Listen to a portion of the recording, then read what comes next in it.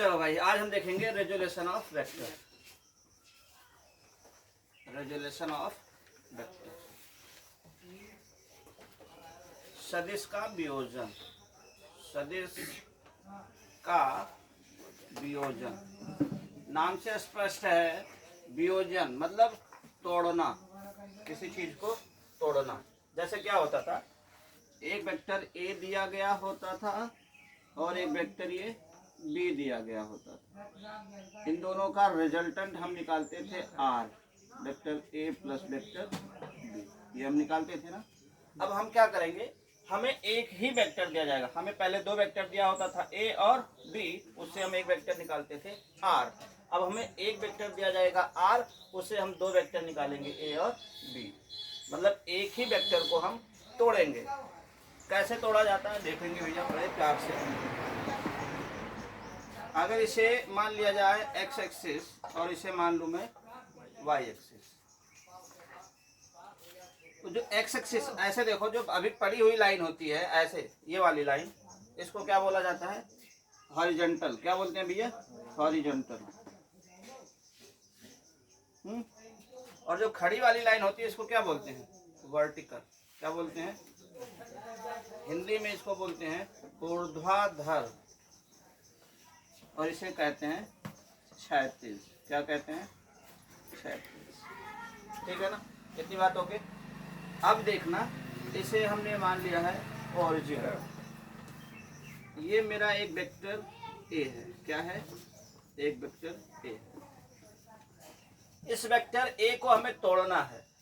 ध्यान से देखेंगे तो ये वेक्टर एक्स एक्सिस से किसी न किसी एंगल पे होगा। जैसे ये जो वेक्टर हमने निकाला है तो किसी न किसी डायरेक्शन में तो होता था।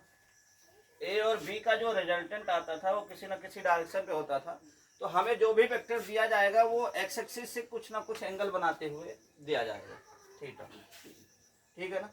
हम इसे एक ट्राइंगल बना लेते हैं। यहाँ से एक परपेंडिकुलर ड्रा कर लेते हैं और इसे नाम दे देते हैं। ये है ओ, इसे नाम दे दिया पी, इसे नाम दे दिया Q। यहाँ तक कोई डाउट नहीं ना। अब अगर ध्यान से देखोगे तो अगर इतने की हम बात करेंगे तो जो लेंथ इधर होगी उतनी ही लेंथ इधर होगी। ये एक्स दिशा में है, एक्स डायरेक्शन में है, और ये वाई डायरेक्शन में। बहुत गौर से देखना होगा। ये एक्स डायरेक्शन में है और ये वाई डायरेक्शन में है। तो एक्स डायरेक्शन में है, ए को तोड़ रहे हैं। किसको तोड़ रहे हैं? ए को। तो इसको हम लिख सकते हैं ए एक्स, लिख सकते हैं नहीं। ए एक्स, एक्स डायरेक्शन में ए कितना है, ए का पार्ट एक्स डायरेक्शन में कितना है, और ये किस में रहेगा? वाई में। तो इसको हम क्या लिख सकते हैं? ए वाई। अभी हम केवल ये जो वेक्टर तोड़ेंगे, इस वेक्टर की केवल मैग्नीट्यूड की या परिमाण की बात करेंगे। मतलब इतनी लेंथ कितनी है, इतनी लेंथ कितनी है। डायरेक्शन तो इसकी एक्स है, डायरेक्शन तो इसकी वाई है। डायरेक्शन से हमें कोई लेना देना नहीं है। अभी हम केवल मैग्नीट्यूड की बात करेंगे। तो वेक्टर ए को हम तोड़ेंगे तो कितने भागों में टूटेगा? एक एक्स में टूटेगा और दूसरा ए वाई।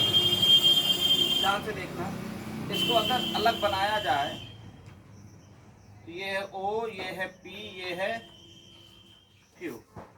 ये वेक्टर ए है, इसके अगर मॉड की बात की जाए तो ये क्या होगा? मैग्नीट्यूड ए ही तो होगा। ये थीटा है,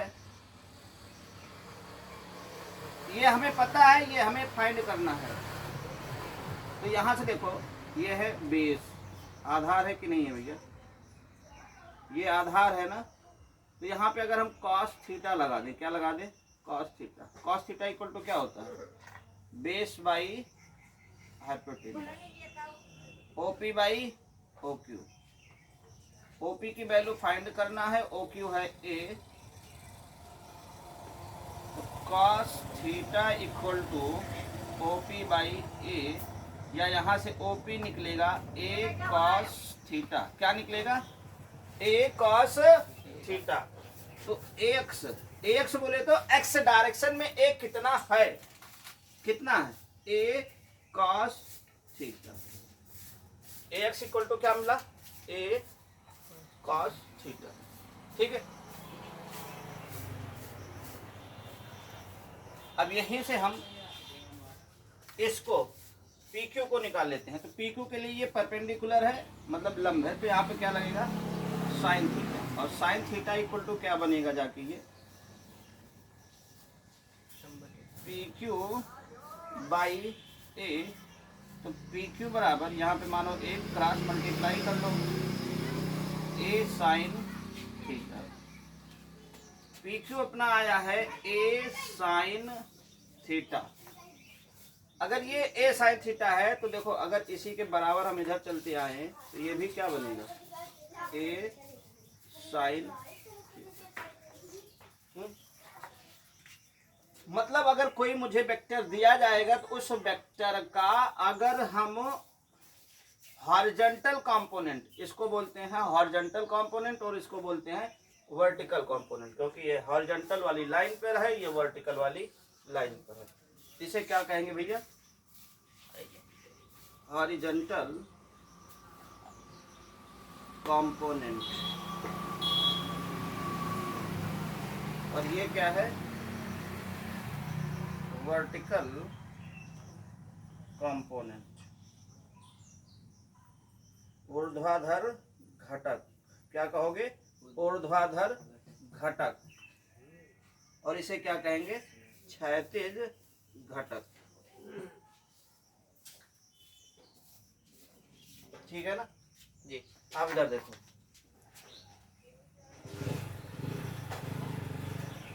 मैं कह रहा हूँ इधर थीटा है, इसे मैंने दिख रहा है, ये थीटा है, ये बी है, वेक्टर बी है, एक्स डायरेक्शन में है और ये वाई डायरेक्शन में है। तो हर बार हम ये वाला काम नहीं करेंगे, एक बार हमने कर लिया बस। अब ये होगा जो हॉरिजॉन्टल अपना कंपोनेंट होगा, जो क्षैतिज घटक होता है उसके साथ क्या होता है कॉस थीटा होता है, जो वर्टिकल कंपोनेंट होता है उसके साथ साइन थीटा होगा। और एक बात ये हमेशा याद रखना, ये हमेशा के लिए है कि जो हॉरिजॉन्टल कंपोनेंट होगा और जो वर्टिकल कंपोनेंट होगा ये हमेशा 90 डिग्री पे होंगे। हॉरिजॉन्टल कंपोनेंट्स और वर्टिकल कंपोनेंट हमेशा एक दूसरे से 90 डिग्री पर होंगे, म्यूचुअली परपेंडिकुलर होंगे। ठीक है, तो यहाँ पे हर बार हम ये साइन थीटा कॉस थीटा ये ट्राइंगल बना के नहीं लिखेंगे। ये अपना क्या है हॉरिजॉन्टल लाइन, तो यहाँ पे इसका कंपोनेंट क्या आएगा बी कॉस थीटा, और इधर का क्या आएगा देखो इधर की ओर आएगा बी कॉस थीटा, इधर की ओर आएगा बी साइन थीटा। अब देखना भैया ये जो आया है ये तो केवल मैग्नीट्यूड है, डायरेक्शन कौन सा रहेगा एक्स, इसका डायरेक्शन वाई। कोई डाउट तो नहीं, अति बात ओके, नोट करो। हाँ देखो, अगर इसको लिखना हो वेक्टर फॉर्म में तो लिखा कैसे जाएगा, vector A is equal to X, उसके बाद क्या होगा एक्स, मतलब एक्स डायरेक्शन में रहेगा, ठीक, प्लस ए वाई, अब किस में है वाई डायरेक्शन में है, किस डायरेक्शन में है भैया वाई डायरेक्शन।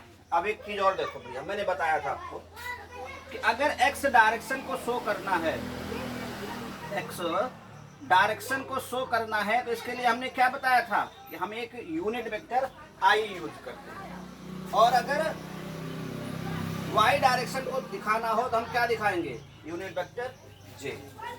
तो वेक्टर ए को लिखा जा सकता है ए x i cap plus A Y J cap. ये क्या बना वेक्टर ए का रेजोल्यूशन हो गया, वेक्टर ए का हॉरिजॉन्टल कंपोनेंट है, वर्टिकल कंपोनेंट। ठीक है, इसी प्रकार मान लो मेरे पास एक वेक्टर था, वेक्टर पी है, क्या है भैया वेक्टर पी, ये एक्स डायरेक्शन है और ये वाई डायरेक्शन है और ये जेड डायरेक्शन।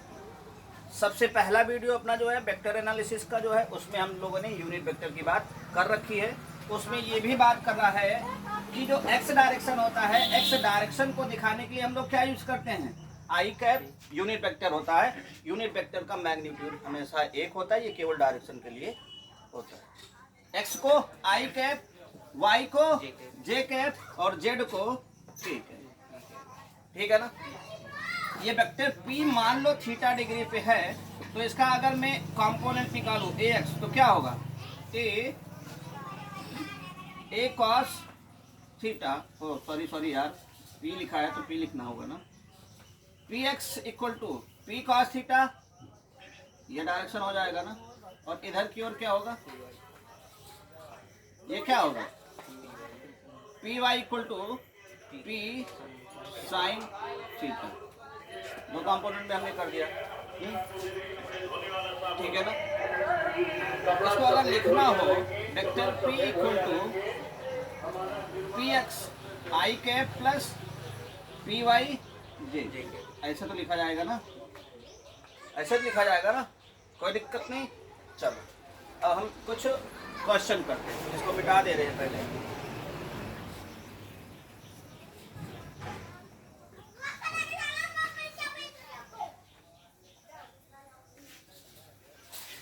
जैसा देखना भाई, मान लो मेरे पास एक फोर्स है, क्या है, एक फोर्स बल है वेक्टर F, और ये कितना है 10√2 न्यूटन का, और एक्स एक्सिस से ये 45 डिग्री के 45 डिग्री पे है। ठीक है, 45 डिग्री पर है, तो हमको आप बताओ x का, इस फोर्स का x कंपोनेंट बताओ, इस फोर्स का y कंपोनेंट बताओ। बोले तो हॉरिजॉन्टल कंपोनेंट और वर्टिकल कंपोनेंट। ध्यान से देखना भैया, एंगल जहां से बनता है, क्या करेगा, जहां से बनता है उसको हम क्या बोलते हैं, उसको हम बोलते हैं, वहां से क्या होगा, cos थीटा होगा। ये होगा 10√2 cos 45, और ये क्या होगा 10√2 sin 45, ये तो होगा। fx क्या आएगा 10√2 cos 45 1/√2, तो 2 से 2 मारा, fx इक्वल टू कितना जाएगा 10 न्यूटन। यहाँ पे देखो fy दिख रहा है ना, ये जी आपने दिखा जाता, कोई नहीं, ये तो दिख रहा है। fy 10√2 और sin 45 की वैल्यू क्या रहेगी भाई 1/√2, √2 से √2 मरेगा, fy क्या जाएगा 10। ठीक है ना। ऐसे देखो, समझ में तो आ रहा है ना, ये समझ में आ रहा है। आगे देखो, एक मान लो मेरे पास वेलोसिटी है, ए बाबू एक वेलोसिटी है 60√3 की, ये वेलोसिटी है वेक्टर v 60√3 मीटर पर सेकेंड। एक्स एक्सिस से ये 60 डिग्री पे है, कितने पे है 60 डिग्री पे। तो इस वेलोसिटी का जो है x कंपोनेंट आप बताओ, इस वेलोसिटी का y कंपोनेंट आप बताओ। चलो पॉज करके सॉल्व करके आप बताओ।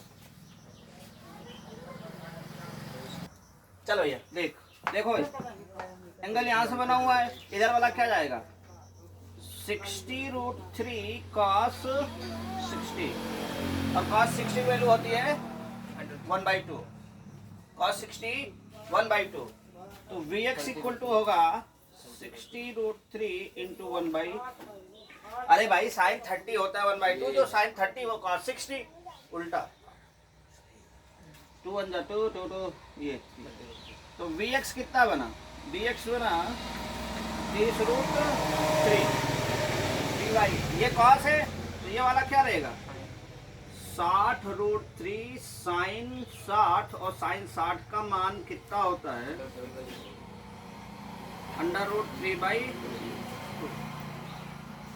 देख भैया 2 से मारा 1 और 2 2 3 6 30, √3 3 बन जाएगा, और 30 को 3 से 90, ये कितना बनेगा 90।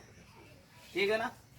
चलो हमने देखा एक कोई वेक्टर है, उस वेक्टर का हॉरिजॉन्टल कंपोनेंट देखा और वर्टिकल कंपोनेंट देखा। मीटर पर सेकंड लिख लो यार, मीटर पर सेकंड। हमने ये देखा एक वेक्टर है, उसका हॉरिजॉन्टल कंपोनेंट देखा, उसका वर्टिकल कंपोनेंट देखा। ये हमने तब देखा जब हम एक्स एक्सिस से ही वो कुछ एंगल बना रहा हो। अगर ऐसा हो कोई वेक्टर दिया गया हो, ऐसा हो कि कोई वेक्टर दिया गया हो इस तरह से,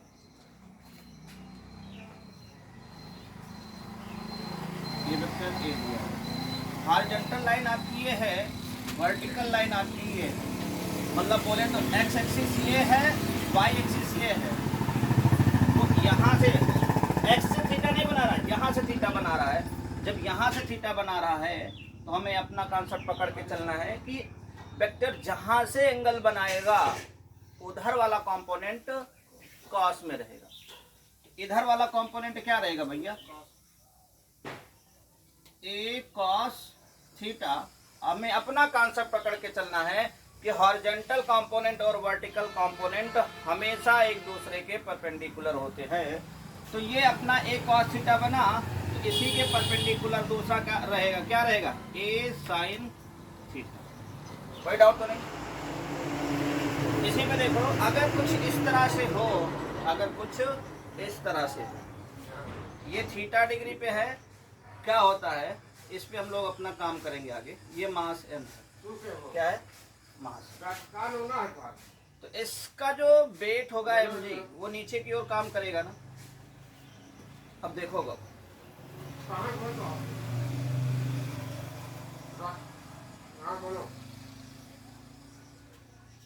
ध्यान से देखना, बहुत ही ध्यान से देखना।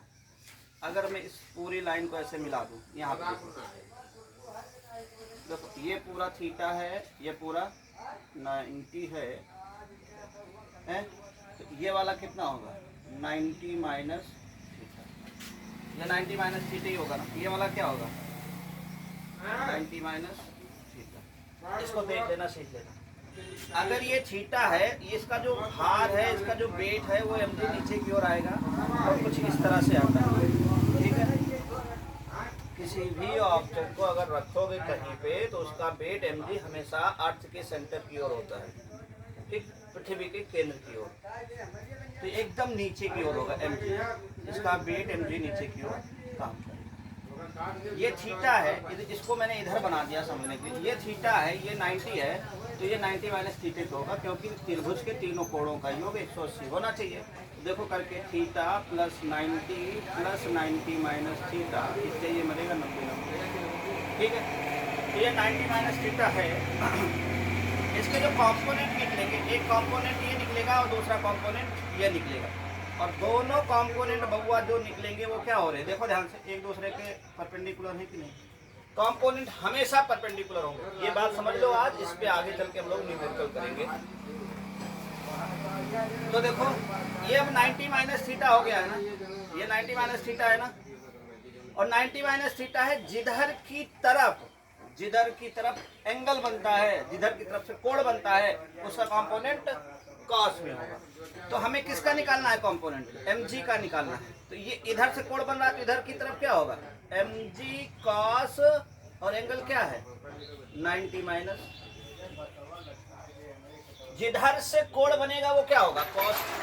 जिधर से कोण बन रहा है, जिधर से एंगल बन रहा है, उसे cos पकड़ के चलो, जीवन सफल। दूसरी बात ये पकड़ के चलो कि cos से साइन वाला 90 पे होगा, परपेंडिकुलर पे होगा। हमने ये बात पकड़ ली, हमारा जीवन धन। तो इधर से एंगल बन रहा था, ये क्या हुआ, mg cos 90 माइनस थीटा, इसी के परपेंडिकुलर ये वाला है। इधर क्या बनेगा, mg sin 90 माइनस थीटा।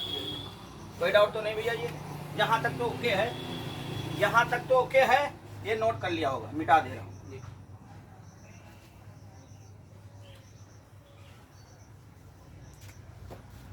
देख भैया, अब इसको हम ऐसे लिख सकते हैं, एक इधर को है, नहीं ज्यादा है, ज्यादा झुका है,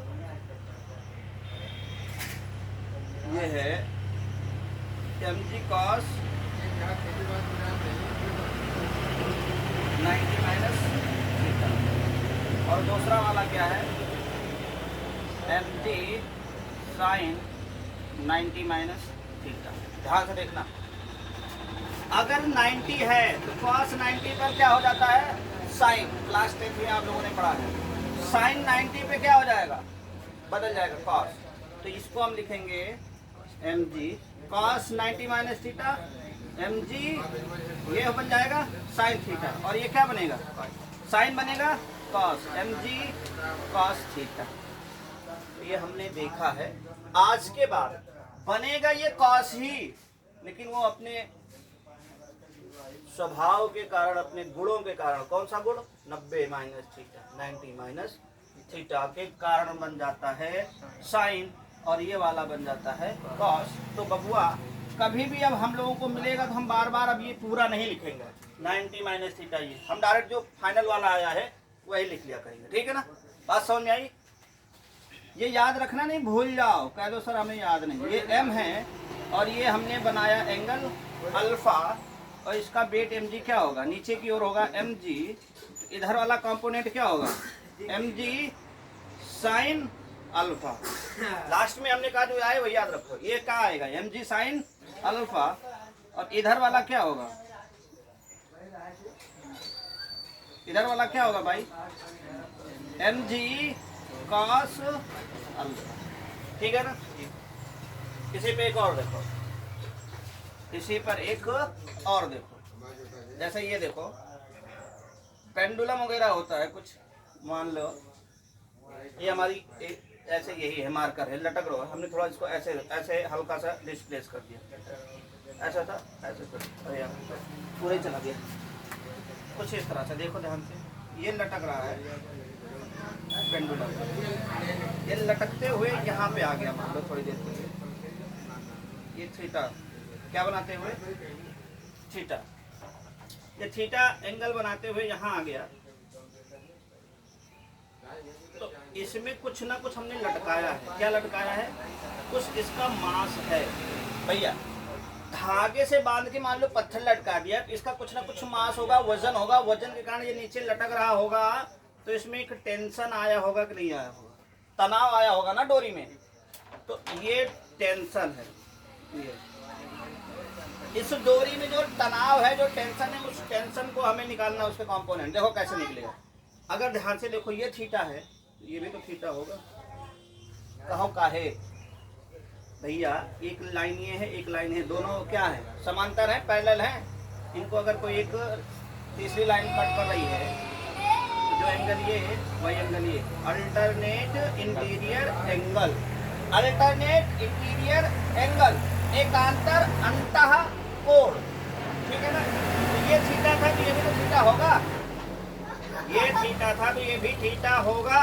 अब देखो ध्यान से देखना भैया, जहां से कोण बनेगा, जहां से कोण बनेगा उसको हम क्या करेंगे, तो इधर वाला क्या रहेगा, t cos थीटा, और इसी के परपेंडिकुलर इधर वाला क्या रहेगा, t sin थीटा। शायद बात समझ में आ गई, बात समझ में आ गई है, इतना नोट करो। चलो भाई, आज के पूरे वीडियो लेक्चर का conclusion note, hashtag note, hashtag note क्या है कि एक वेक्टर है, ये x डायरेक्शन है और ये y डायरेक्शन है, एक वेक्टर है a, तो इस वेक्टर को, इस वेक्टर का में x y z कितने कंपोनेंट रहेंगे। अभी तक तो हम केवल दो डायरेक्शन में ही देख रहे थे ना, ax और ay, लेकिन ये जो वेक्टर है ये तीनों डायरेक्शन में टूटेगा। अगर मान लो कार्टेशियन फॉर्म हो, x y z, कोई वेक्टर ऐसे है, x में भी है, y में भी है, z में है, तो उसका कंपोनेंट कैसा होगा। देखो भाई, यहाँ से जो वेक्टर a है, इस वेक्टर को हम x डायरेक्शन में भी लिख सकते हैं, तो ax आएगा, यहाँ पे x लिख दिया। y डायरेक्शन में लिखेंगे तो ay, यहाँ y लिख दिया। अब ये कुछ ना कुछ z डायरेक्शन में भी तो जाएगा।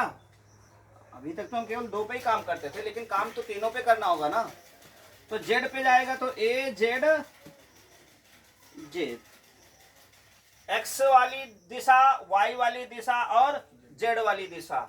और दिशाओं को दिखाने के लिए हम लोग क्या लिखते हैं, i cap, j cap, k cap.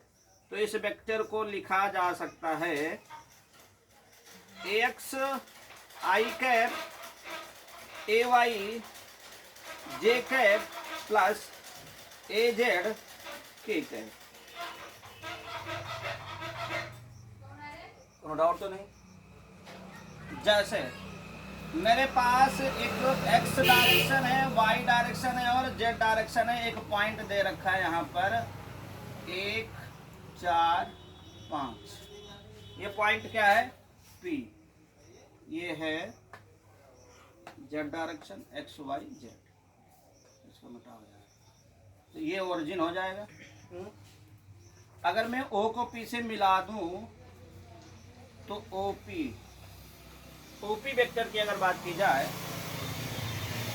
ये x में है, ये y में है और ये z में है, तो इसको कैसे लिखेंगे? 1i cap plus 4j cap plus 5k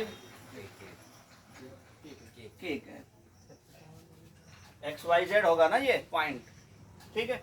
ये वेक्टर अपना मतलब बउआ कोई अगर वेक्टर दिया गया है तो उस वेक्टर को हम तीनों डायरेक्शन में रिजॉल्व कर सकते हैं, उसको हम तीनों डायरेक्शन में तोड़ सकते हैं। पहला x डायरेक्शन में, दूसरा y डायरेक्शन में, तीसरा z डायरेक्शन में। और वो इस प्रकार लिखा जाएगा।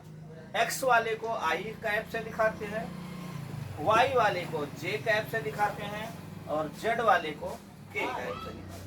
ये हमारा टॉपिक आज हुआ रेजोल्यूशन ऑफ वेक्टर। खत्म, नोट कर लो। कल फिर मिलते हैं इसी समय इसी जगह।